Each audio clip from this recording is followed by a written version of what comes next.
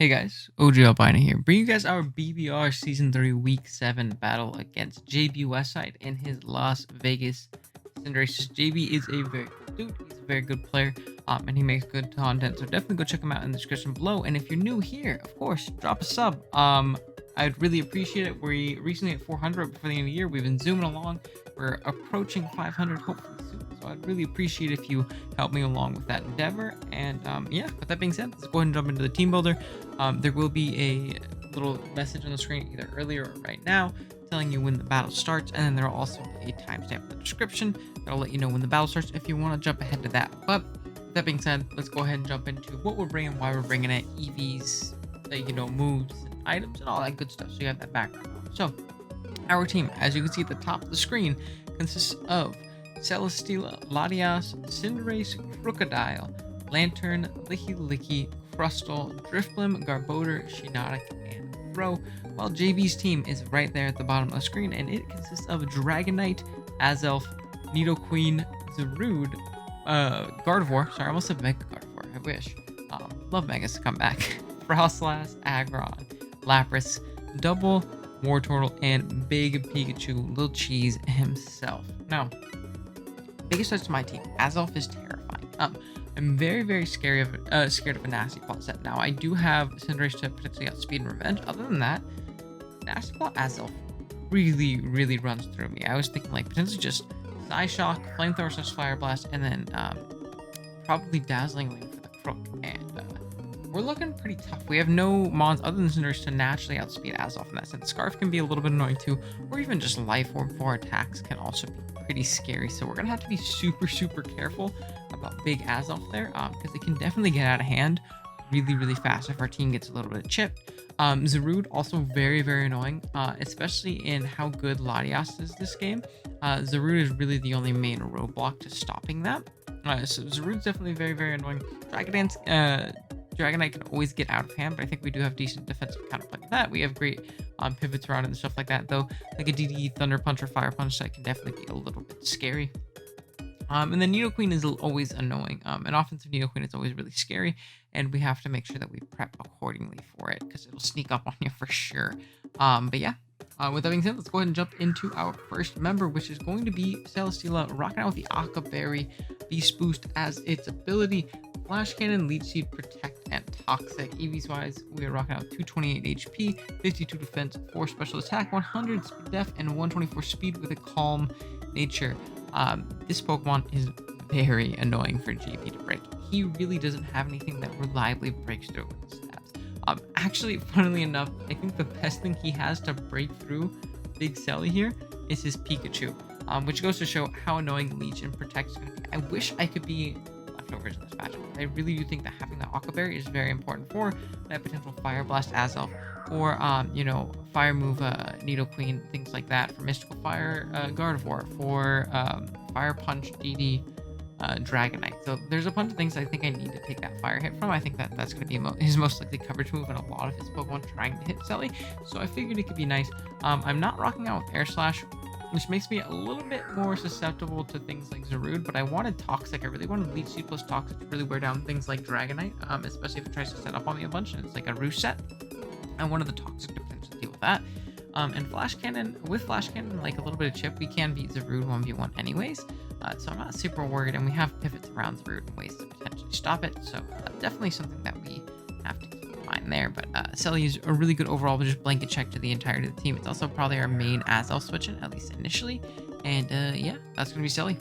Next up, we have Cinderace rocking out the heavy duty boots, Blaze as its ability, Powerball, U-Turn, Taunt, and Super Fang. EVs wise, we got 108 HP, 168 attack, 4 defense, and 228 speed with a Jolly nature.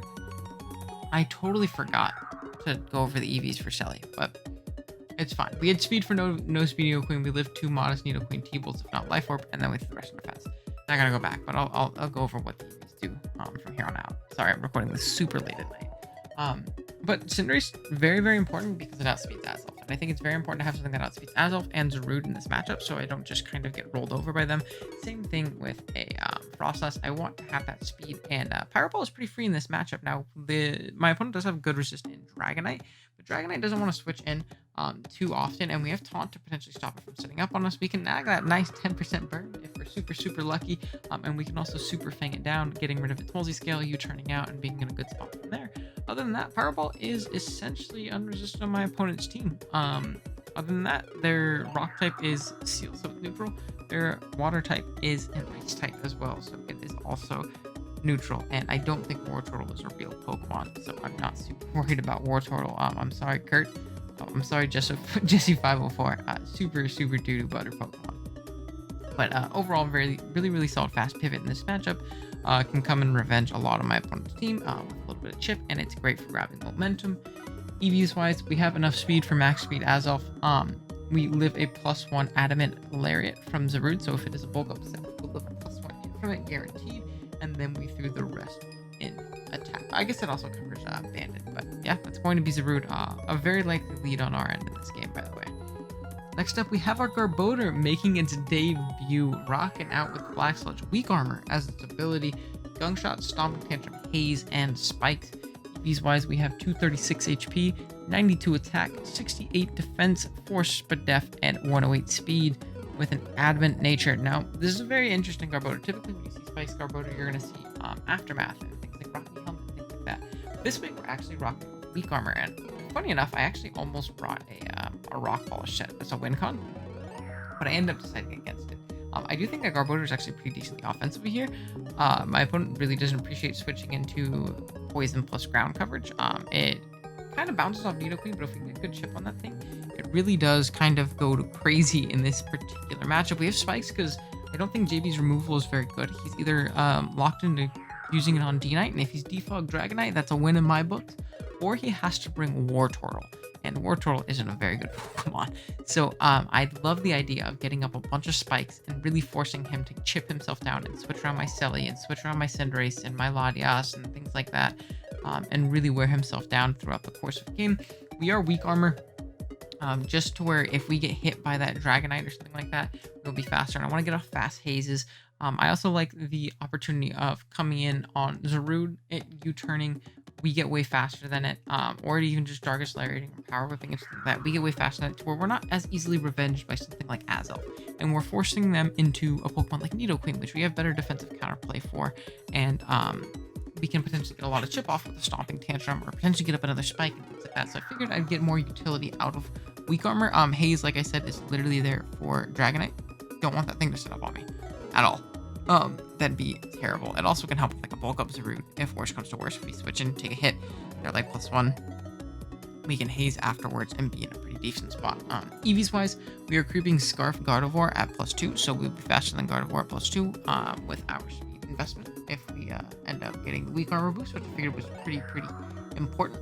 We live 2 Adamant Darkest Lariats after Black Sludge, so that's obviously very solid. Obviously, the weak armor is going to make us a little bit weaker to that, but it means we can switch back in on rocks and be able to, pressure it from there again. So that's obviously very nice. And then we threw the Russian attack because, like I said, I think it's actually pretty decent defensively this game. So happy to see Garbodor come off the bench. It is the final member on our team that has not come to a game yet, and I think this is one of the first times in a long time that I've brought in all 10-11 Mons on my team to a game in a season. I typically don't, because I'm usually forced to have some shit at the end of the team that I'm like, it has the utility, and then I never bring it, like Porygon or something like that. But as much as I complain about the BBR point system this season, I think it's pretty cool that they at least kind of incentivize using more Pokemon, and I've definitely had to do that this season for sure. Next up, we have Latias, our win con for sure in this matchup. Rocking out with the leftovers. Levitate as its ability, Dragon Pulse, Calm Mind, Ice Beam, and Roost. EVs wise, we got 140 HP, 36 defense, 76 special attack, and 4 Spadef, and 252 speed with a timid nature. This Pokemon does really well in this game. Dragon Pulse plus Ice Beam has no resistances on my opponent's team.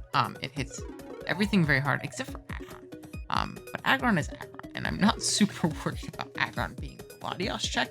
Other than that, we actually go absolutely crazy. The reason we're going Ice Beam over something like Aura Sphere, which would hit the Aggron, is because I wanted that harder hit on Dragonite at +2. Dragon Pulse does not kill, while Ice Beam can actually kill depending on bulk. from full through multi-scale when we get it to +2. So I figured that was pretty important. And yeah, this Pokemon goes crazy. If we eliminate Gardevoir, I get it very low. Same thing with Aggron, and we find out not only item on Zarude, or force a knockoff on it. It's basically finding out item, whether it's Scarf or Assault Vest or something like that. Very, very important. But we have a Pokemon that really forces in Zarude like 99% of the time. Later on our team, I think it's actually the next member on our team. So I'm not super worried about that. And I think a lot of us can come in the end game when things are chipped down due to Spike's chip and the rest of our fat bulky core really forcing a bunch of chip on them, that it can potentially set up a win. EVs wise, we are speed tying max speed of Frostlass just in case we end up needing to win that speed tie. We live any Scarf Zarude hit, so we live Dark Slayer from full. We're not 2-hit KO'd by modest Nidoqueen Ice Beam at +1 to def, so we can set up on Nidoqueen. We don't have to worry about secondary effects, even if it is Life Orb. And then we have the rest in special attack just to hit that little bit harder. And next up, because my button didn't work, we have Crocodile, rocking out with the choice Scarf. Moxie as its ability, actually. Knock off Earthquake, Skitter Smack, and Stealth Rock. EVs wise, we get 204 attack, 148 defense, and 148 speed with a jolly nature. This Pokemon, not only does it force that knockoff on Zarude, like I was saying earlier, can be a really good win con in itself too. If you look at endgame knockoff with Moxie boosts, as we start stacking it, we break the multi-scale on Dragonite, we eliminate Zarude. Not much can really stop Crook after some spikes go up and things start switching around and we start getting some Moxie boosts and things like that. This Pokemon can go absolutely crazy with endgame knockoff. Same thing with Earthquake, but we need a little bit more, some more things, but still a very solid move overall.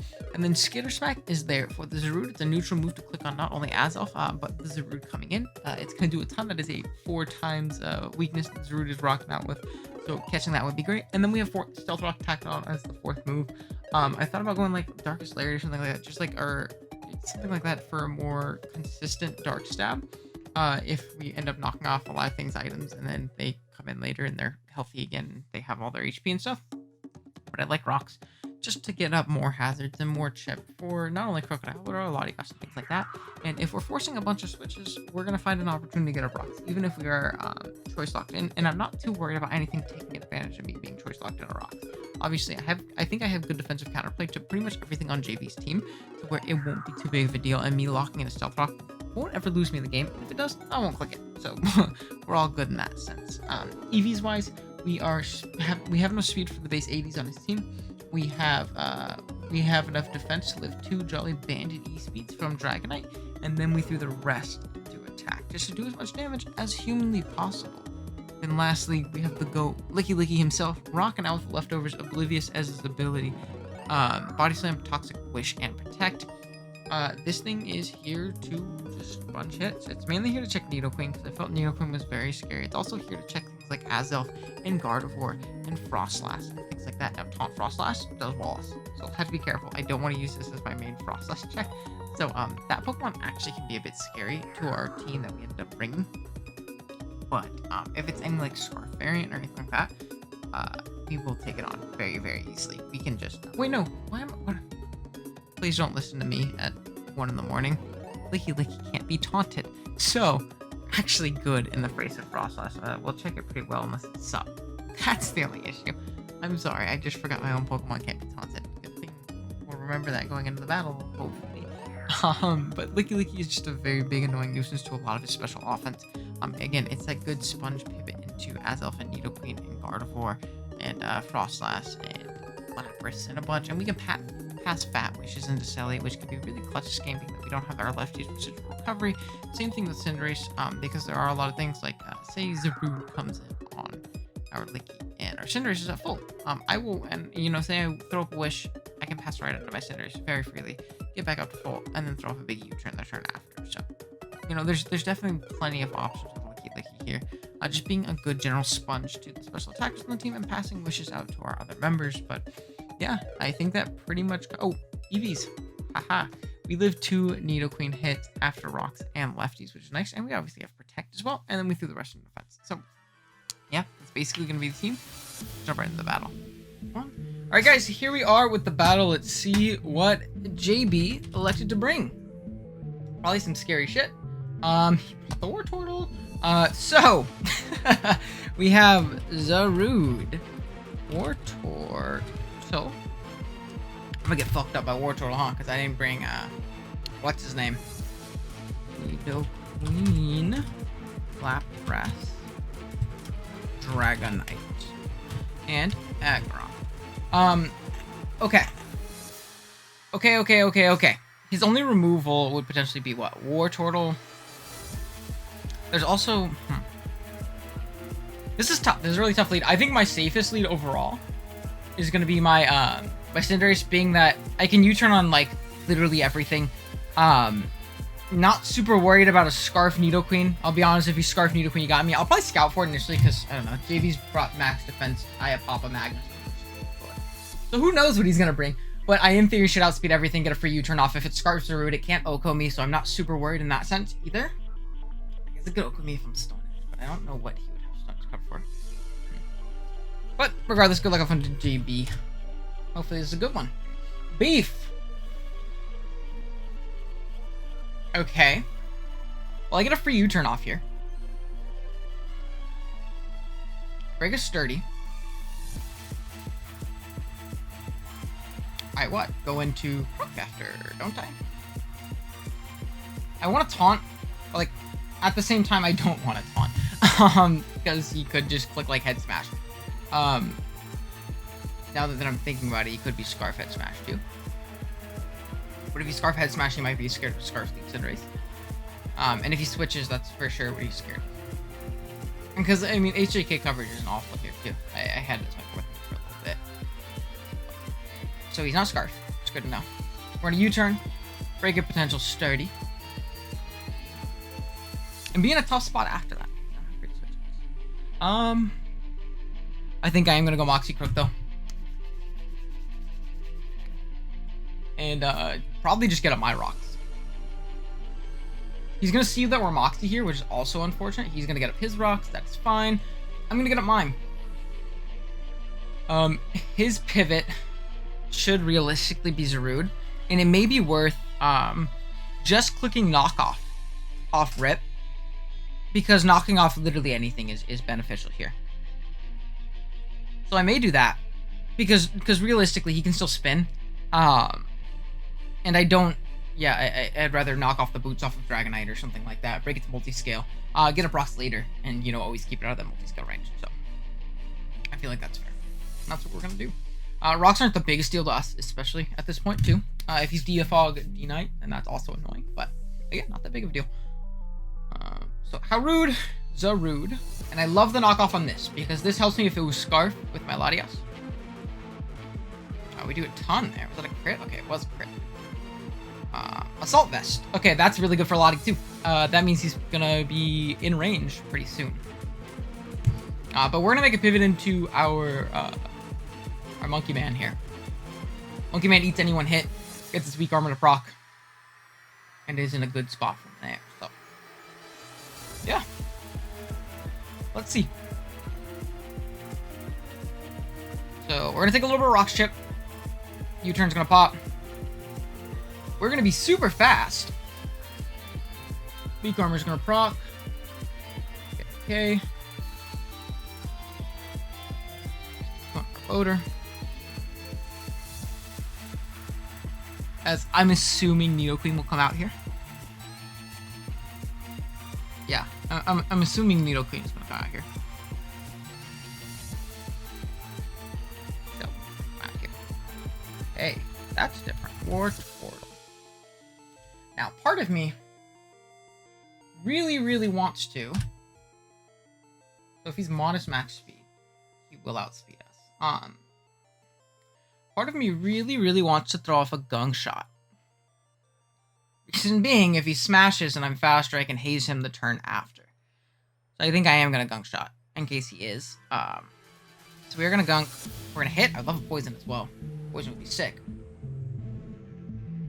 He's pretty bulky as well. We do get the Poison, which is awesome.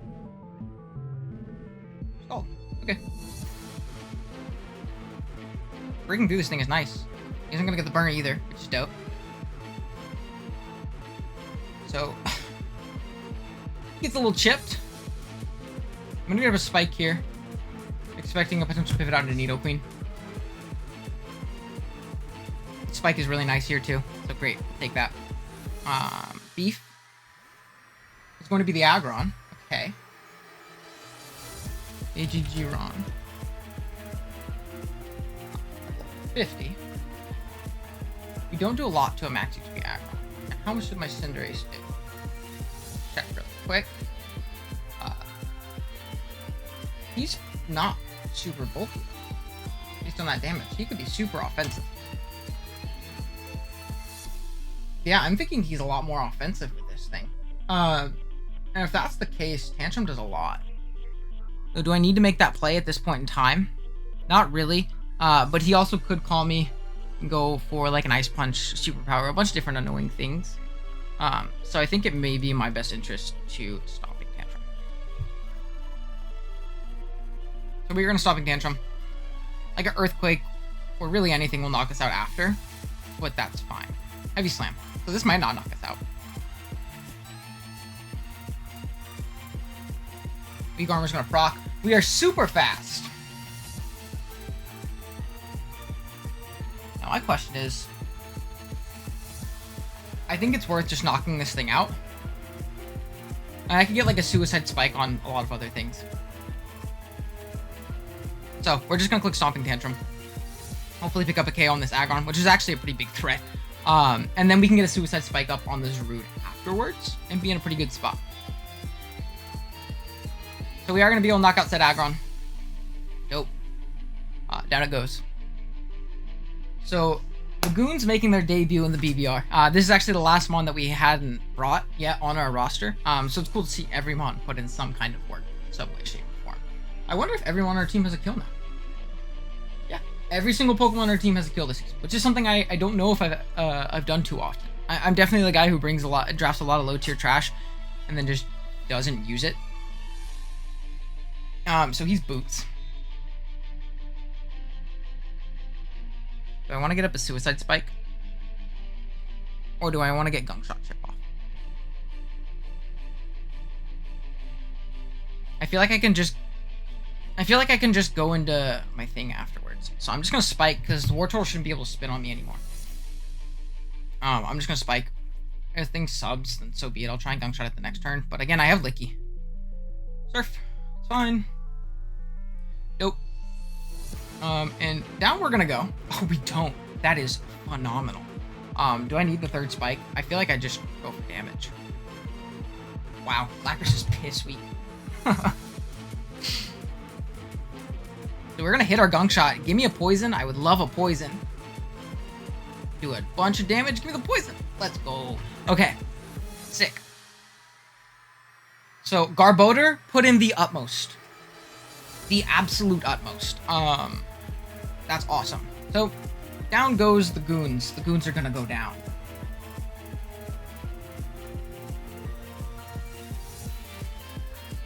And we're putting ourselves in a position where Scarf Moxie knockoff can totally win this game. Like super. So what I'm gonna do here is I think I can go into Selly. Right? I mean, what really wants to take this on? Zarude comes in and he takes 2 spikes, and I Flash Cannon down and I beat it 1v1 pretty easily. Like, this is fine with me. I throw for very free Leech Seed. Well, let's go ahead and Leech Seed. We're going to be faster, which is dope. And we hit. Awesome.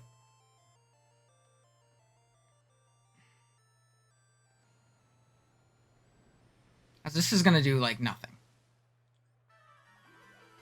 And he's getting very, very chipped down. Okay, let's calc. Celesteela versus a Lapras. Level 50. If it's Spadef, he does not die. Is a bit unfortunate. But. He's not Spadef. He still does not die. Which almost makes me want to double leech. Almost makes me want to double leech just because it covers, like, literally everything. I'm going to double leech in case he wants to save this for some reason. Yeah.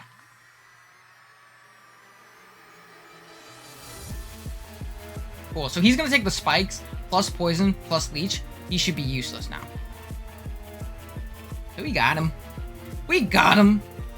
We know he's Avian's root, so we don't have to be scared of bulk up, and we can always protect on it and scout and see what it wants to go versus us. Dope. This thing is dead to spike too, so he'll never be able to spin away.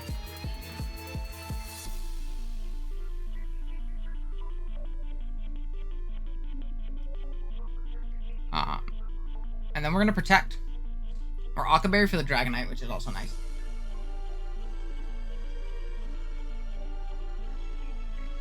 So yeah, we're vibing.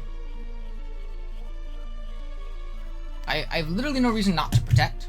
If he wants to save this for some reason, so be it. If not, awesome. It's gonna be KO in Selly's favor, hopefully. Yeah.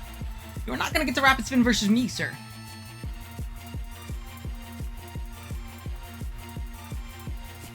He's gonna go down to the... Yep, he is gonna go around Latias, so that is a kill for Selly. Very nice, very nice. Unfortunately, we don't get our Beast boost. It's also unfortunate, but it's okay. It's okay. I'm kind of wishing I was Haban. At least. The Dragon Queen. Okay. I'm for sure going Latias. I mean, I don't have a reason not to. I'm for sure going Latias.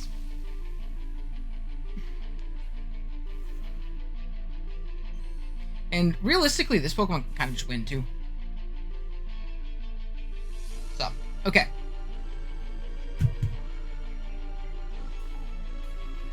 Now, I want to see my Latias. I get up to +1. Queen. Likely Life Orb.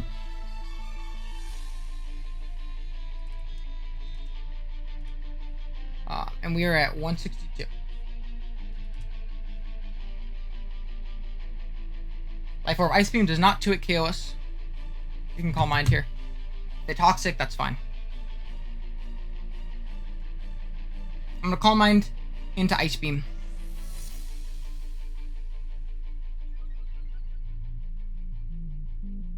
Is this Subtoxic? Sludge Wave. Fog.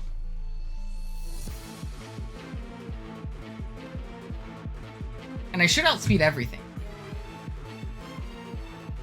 I want to see a +1. Dragonite.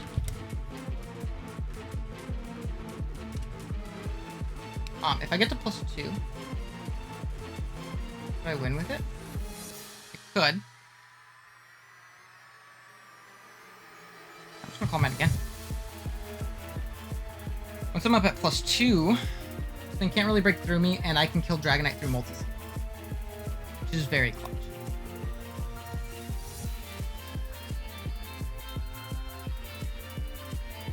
Super Fang.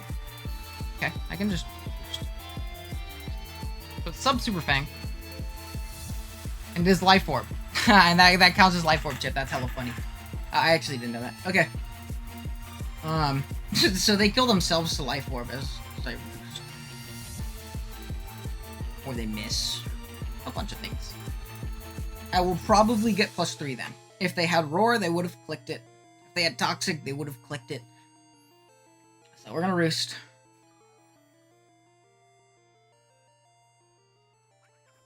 Super Fang? Yep. We're gonna hit. That's fine. I literally Roost all this. There's genuinely no reason for me to do anything else. And I think Latias might win. But we'll see.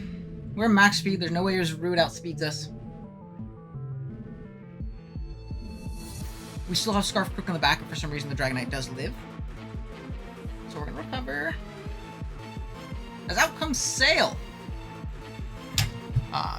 And this thing should for sure die to a Dragon Pulse. I don't know if I can Calm Mind again that turn. Awesome, so we're at full as well. So I don't think there's anything that Dragonite can do to OHKO us either.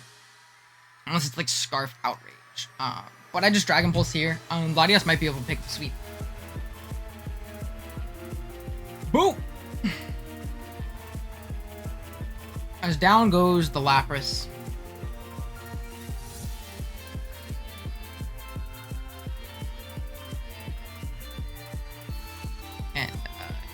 We might have our Latias thumbnail finally. Let's go. This mod hasn't done anything for us this season yet, just because everything else has been putting in like the utmost. It hasn't done bad, like at all. It actually put in decent work versus Chase last week. It's 2-2 right now, so if it like before this game, so if it picks up one before, very POG. But we're just gonna Ice Beam. Genuinely no reason not to click it. At +2, we can kill a bulkless Dragonite. I'll live. Dragon Claw. We will live this hit too. Right? Yeah. Awesome. So I think that should be the game. If not, Moxie Dice Beam again.